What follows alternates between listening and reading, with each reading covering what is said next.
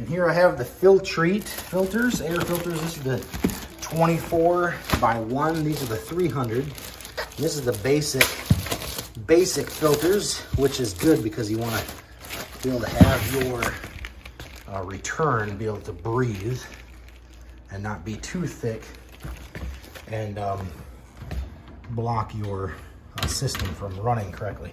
So here's the old one. Just want to show you what the old one looks like. This is a filter buy, so still a good one, but you can see how dirty it is and dusty. And so time to replace this. So this is a good filter as well. And this time I went with the Filtrete. And they have these, I guess, these tan lines in here to hold everything together. But just make sure when you put it in, the airflow, it's going the correct way. And then also, see if there's on the side here. Well, they don't have a spot on here, but oh, they do right here. You can put the date of when you installed it on there, and then you'll know.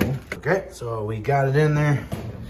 And just close this up, and we're ready to go. So if you're needing the filters that will last 3 months, you definitely want to check to make sure that they are not getting too dirty before you flip them or change them out. But 3 months, dust and lint.